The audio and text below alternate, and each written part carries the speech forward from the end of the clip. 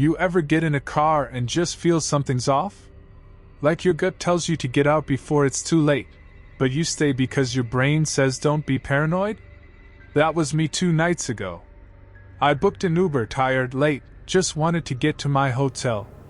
But the guy didn't take me to my hotel. He took me somewhere that doesn't exist on any map. An abandoned motel that someone, or something, still lives in. And I wish I had never gotten in that car. Some people think ride-share horror stories are just exaggerated. Mine was real, and I almost didn't live to tell it. I had just landed in a quiet, rainy town in upstate New York. I was there for a job interview, booked into a budget motel called the Dewdrop Inn. Nothing fancy, just one night sleep, interview, fly back. I called an Uber. It took a while, but finally, a driver named Victor accepted. His profile was blurry. When he pulled up, something was off. It wasn't the same guy in the picture, and the car didn't have any Uber markings. Going to the Dewdrop Inn? He asked, already knowing. I hesitated. Yeah. Hop in. Inside smelled like gasoline and metal. I got in. Doors locked automatically. The rain worsened. Victor drove deeper into the countryside, muttering, "Shortcut." My phone's GPS froze. I had no bars. I asked if we were going the right way. He only said, "Almost there." We passed a crooked sign. "Old Mill Road, dead end." Then he stopped. Before me was a decaying motel, totally dark, except a flickering vacancy sign. The parking lot was cracked, overgrown with weeds. No other cars. No lights. Just silence. "This isn't the place I booked," I said. Victor's grin widened. "Sometimes people need to see things for themselves." I bolted. Into the woods. Heart pounding. Behind me, footsteps. But not just one pair. I saw lanterns moving through the forest. Not flashlights, old-school lanterns. Multiple. I hid under a tree for hours. When I returned, Victor's car was gone. But the motel remained. I was soaked. My phone was dead. I needed shelter. I stepped inside. And what I saw inside made me wish I had stayed lost in the forest. I thought stepping inside would mean safety. Instead, it was just the beginning. The moment I stepped into the abandoned motel, the doors slammed shut behind me with a bang. I spun around, nothing there. Just a broken lobby desk, cracked floor tiles, and a chill in the air that made me feel like I wasn't alone. The lights inside flickered, though I hadn't seen any power lines connected to the place. There were no sounds, no rain, no wind.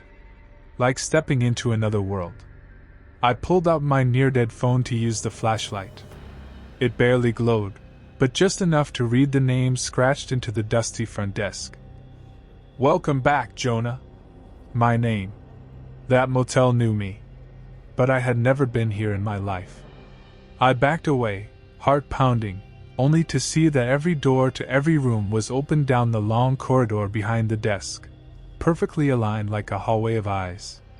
Room 103 had a soft glow. Drawn to it. Maybe by fear, maybe something else, I stepped in. Inside was a mirror. A large, wall-sized mirror across from the bed. But my reflection? It wasn't right. My eyes in the mirror were wide and black, not blinking. I moved. The reflection didn't. Then it smiled. Ran back out into the hallway, panting. But the lobby was gone. No door. No desk. Just hallway after hallway after hallway, rooms repeating like a loop. Each room now had the same thing, photos. Printed photos of me, but at places I'd never been, eating dinner, walking alone at night, even sleeping. One photo was timestamped from today. How? I found a stairwell. The walls were scratched with messages. "He brings them here. Never trust the driver. You are already part of the motel. I crept downstairs. Basement. It wasn't a storage room, it was a shrine. A makeshift office filled with pages torn from journals.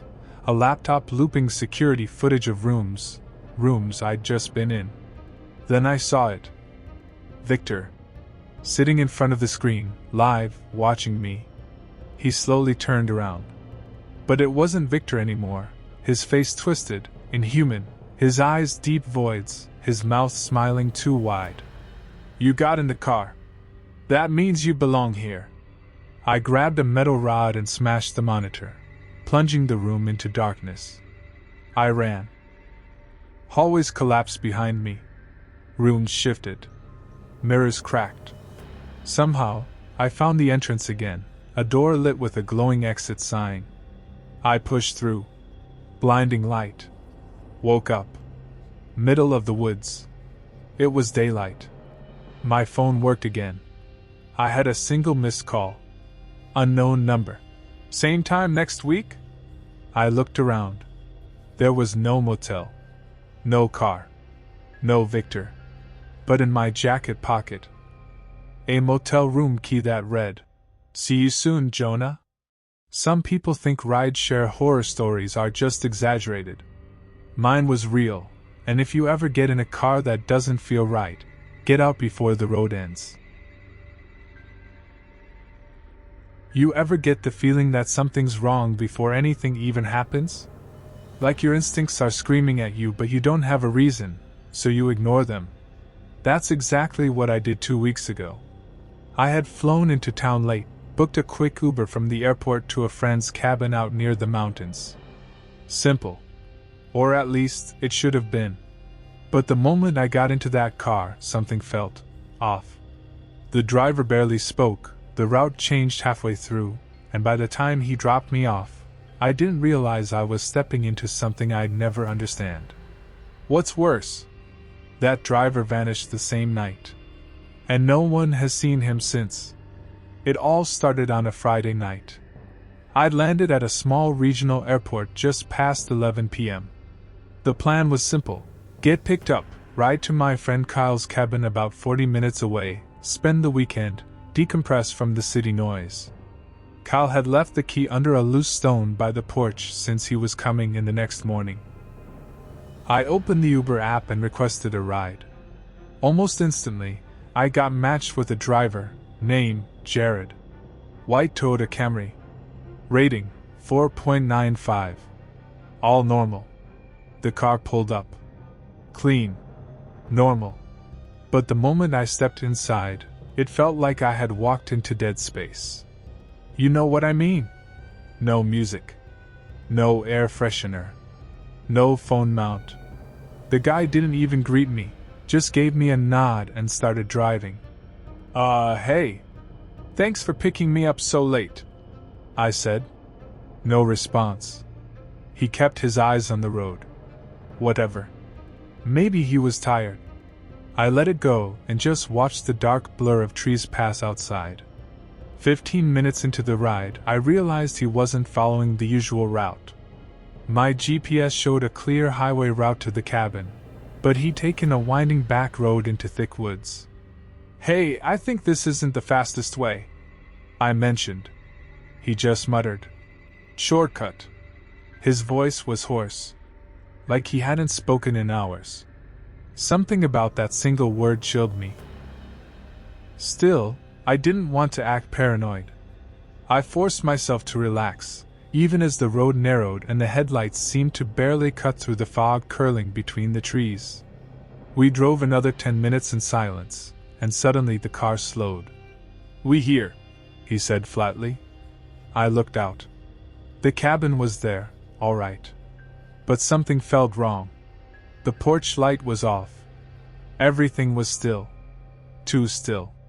No insects, no wind, no sounds. I opened the door slowly. Thanks, I mumbled. Before I could grab my bag from the back seat, he drove off. Fast. Like he was escaping. I stood there alone, confused. I found the key, opened the door, and stepped inside. Everything was as Kyle described. Rustic. Quiet. Slight smell of cedar and old wood. I turned on a lamp and set my bag down.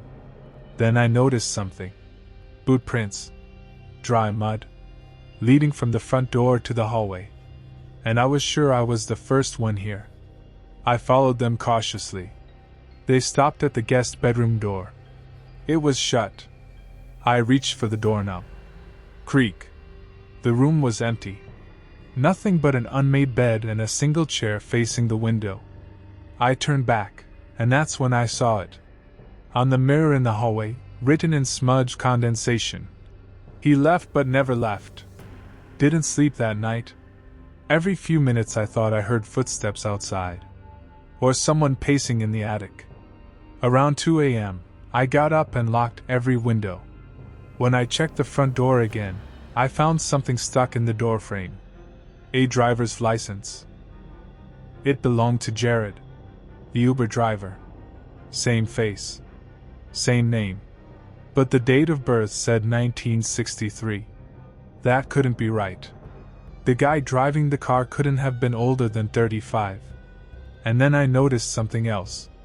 The license was cracked down the center, and on the back, written in faded ink, was the address of this exact cabin. The next morning, I drove into town using Kyle's spare car. I went straight to the local sheriff's office. I handed over the license and told them what happened. The deputy looked at it, and his face went pale. "This license belonged to Jared Miller," he said. "He went missing 10 years ago. Drove for Uber. Last seen picking someone up from the airport, and he was never found." Back at the cabin, I tried to make sense of it all. Why would someone impersonate a missing person? And why drop me off here only to vanish? That night, I searched the cabin for anything, old newspapers, notes, anything. In the attic, I found a wooden box. Inside it, an Uber driver's phone. Cracked. Dead. And a recording on an old voice memo recorder. "If you're hearing this, I drove that route too. I saw the motel. I stopped. I shouldn't have. Don't trust the passengers. Don't trust the map. And never look in the rearview mirror after 3 a.m. That's when I remembered. When I glanced up at the rearview mirror during the drive, there was a second figure sitting beside me in the back seat. But I thought it was just a reflection. Now I'm not sure I ever rode alone. You ever have that moment when your gut tells you something's off, but your brain tries to logic it away? That's where it all began. I should have trusted my instincts. I wish I had. I couldn't sleep. Even after everything that had happened, the weird silence in the motel, the strange figure at the end of the hallway, the Uber driver vanishing, I couldn't get any rest. I kept staring at the ceiling fan in my hotel room, just waiting for it to start spinning on its own. At around 3:13 a.m., I sat up, grabbed my phone, and rechecked my Uber history. The ride was still listed. The guy's name was Derek, but no last name. His profile picture was gone. Just a blank gray silhouette. I clicked the support tab. The app crashed. I reopened it. This time, when I clicked the ride details, it redirected me to a different trip entirely, from 3 months ago. Not even in the same city. Something was wrong. I got up and pulled the curtains. The night outside felt heavier than usual. Still, no cars passing. Not even the occasional drunk walking by. Just silence. Then, a knock at the door. 3 slow knocks. I froze. Who the hell knocks at a hotel door at 3 a.m.? I looked through the peephole. No one was there. But down the hallway, just barely lit by the dim emergency light, I saw a shape. A tall figure. Standing motionless. My chest tightened. I didn't open the door. I stepped back slowly, heart thudding like a drumline. The figure didn't move. I turned off the room light and just stood there, staring under the door for shadows. Then, another knock. But this time, from the window. I spun. The window was on the 3rd floor. The fire escape was broken. Nobody could reach it. But the knock had been real. I rushed to the window and pulled the curtain back. Nothing. Just the alley below. Empty. I took a deep breath and backed away. My phone buzzed. Unknown number. A text. "Why'd you leave the motel? You weren't supposed to." I dropped the phone. That was it. I wasn't staying another minute. I packed up everything and called a cab. No more apps, no more Uber.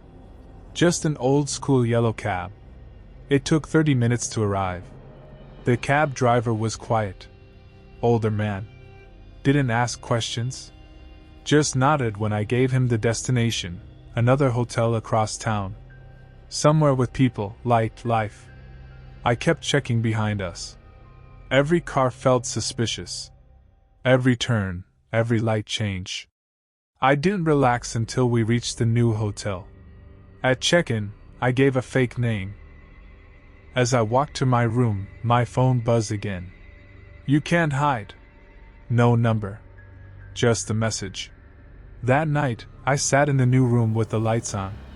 I didn't sleep. The next morning, I went to the police. Told them everything. The abandoned motel. The vanishing driver. The figure in the hall. The texts. They looked at me like I was crazy. "We don't have a record of any derrick matching that vehicle or plate number," the officer said.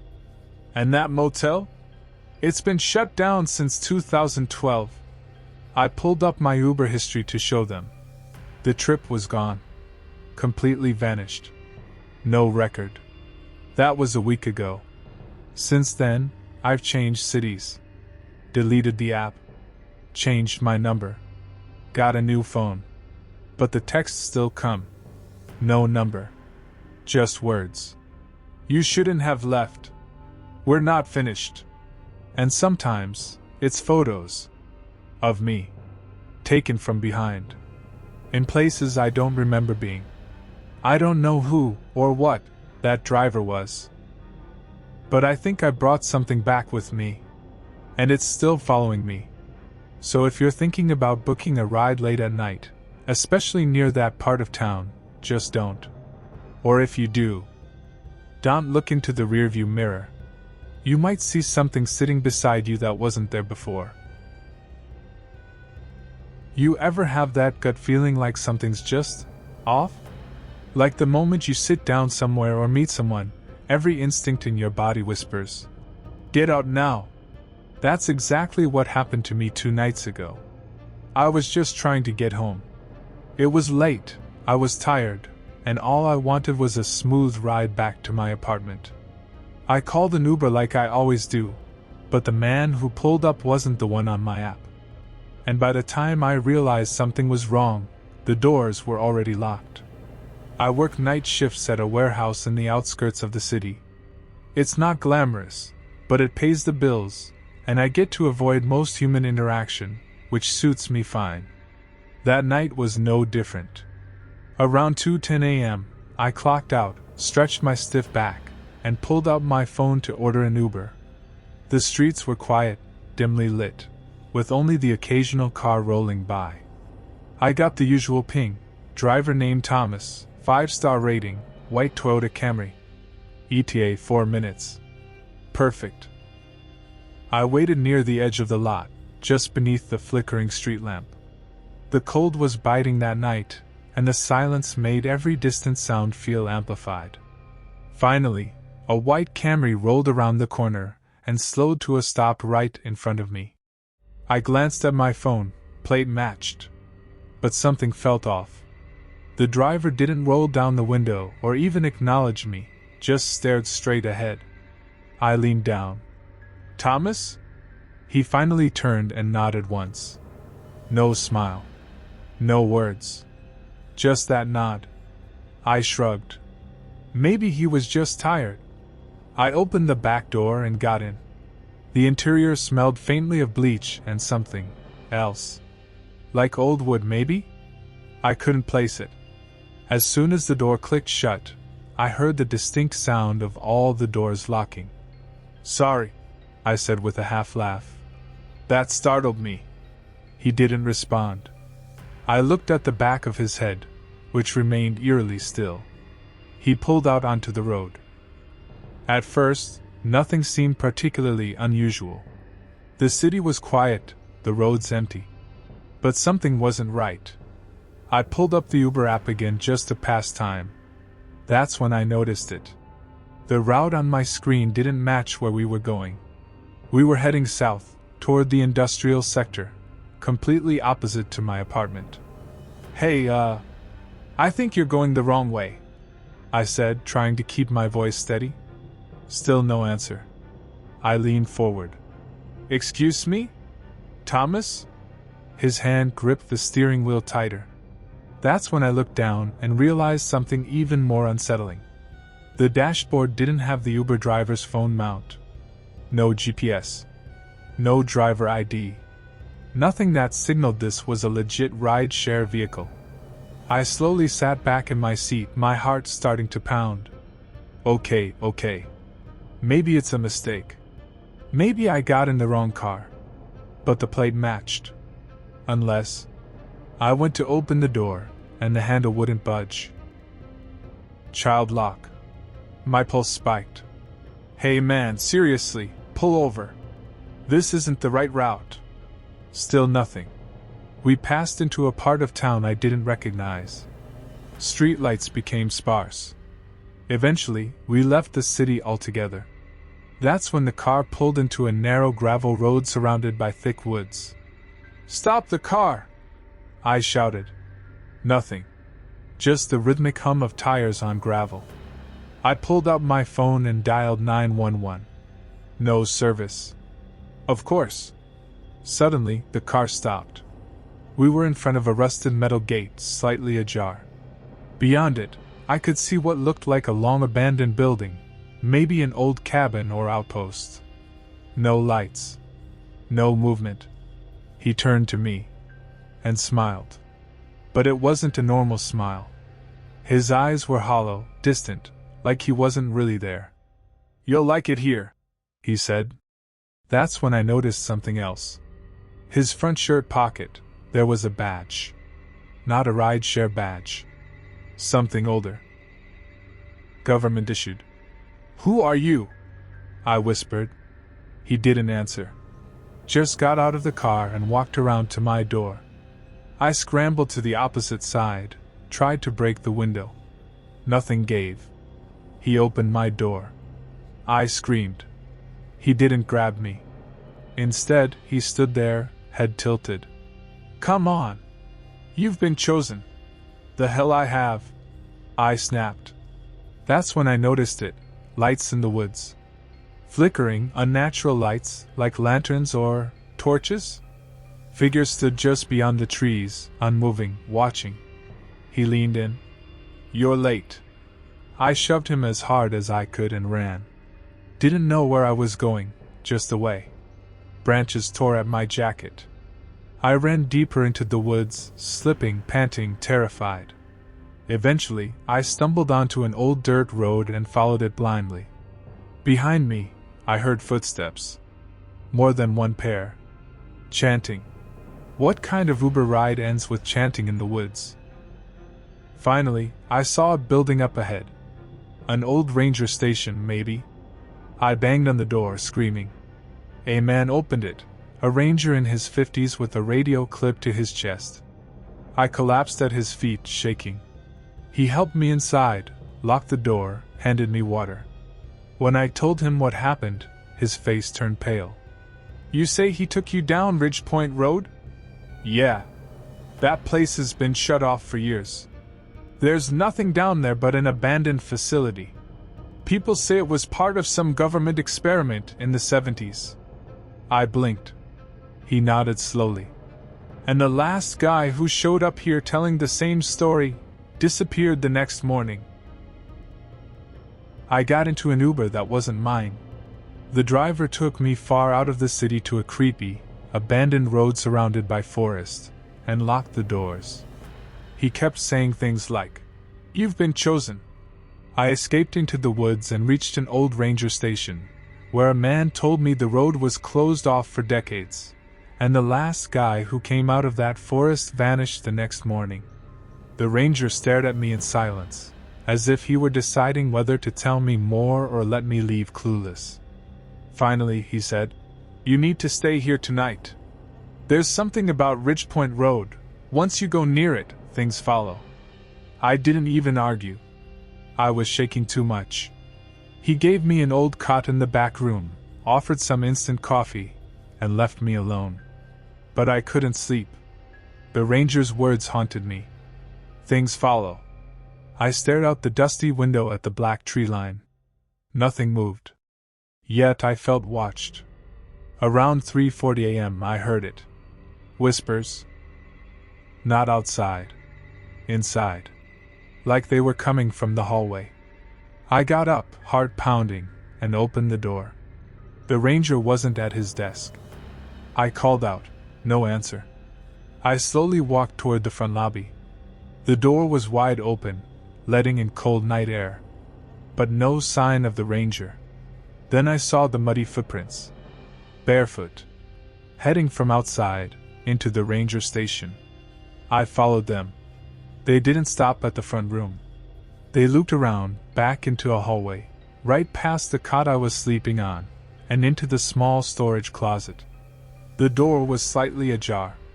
I called, "Ranger? Are you in there?" Silence. I opened it fully. Nothing inside. Just shelves and an old coat rack. The footprints stopped at the far wall. Then I noticed it, a small handprint smudged into the wood, charred black like soot. The same black marks I saw on the motel walls with the first driver. Something was following me. Just then, I heard a knock on the front door. Soft. Measured. 3 slow taps. I crept back to the lobby and peeked out the side window. A white Camry. Not the same one. Different plates. But same model, same color. And standing beside it? The same driver. His face half in shadow, eyes reflecting the porch light. He was smiling again. Like he knew I was watching. I backed away, heart racing, and locked the door. But I wasn't alone anymore. Suddenly, the radio on the ranger's desk crackled. Static. Then, "You left the door open." It wasn't the ranger's voice. It was mine. But warped, echoing. Like someone had recorded me and distorted it. I unplugged the radio, but it kept buzzing. That's when the lights in the ranger station went out. Pitch black. I grabbed my phone, turned on the flashlight, and started backing toward the cot room. Just before I reached it, I heard the front door slowly creak open. I held my breath. Heavy footsteps entered. But not from boots. Bare feet. Scraping lightly against the wooden floor. Then, from behind me, a whisper. "You've been chosen." I turned fast, nothing there. But when I turned back toward the lobby, he was standing there. The Uber driver. Unmoving. Face blank. Like a mannequin. Then, he stepped backward into the dark, and vanished. No sound. No door. Just gone. That's when I blacked out. Literally no memory of how. 1 second I was standing. The next, I woke up in the cot, daylight pouring in through the window. The ranger was at his desk again, sipping coffee. I shot up. "Where did you go last night?" I shouted. He looked confused. "What are you talking about?" "I never left." "But the radio, the driver, the footprints." He stood slowly. "Son, I think you had a nightmare. You were out cold the whole time. I checked on you twice." I looked at the closet door. Closed. I ran to it, opened it. Nothing. Not even the handprint now. I started doubting myself. Until I saw it. My phone screen. Still recording audio. I must have hit record in panic. I played it back. There was static, and then, "You've been chosen." You left the door open. Footsteps. My own scream. I looked up at the ranger. He'd turned white. You need to leave. Now. I caught a bus back to the city. No more rideshare apps. No cars. But the nightmare didn't end. Because that night, at exactly 2:10 a.m., same time I had ordered the Uber, I got a notification on my phone. Your Uber has arrived. I hadn't ordered one. The app wasn't even installed anymore. I opened the notification. It showed a white Camry. Driver Thomas. Same face. Same 5-star rating. I watched in horror as the map pin started moving toward my location.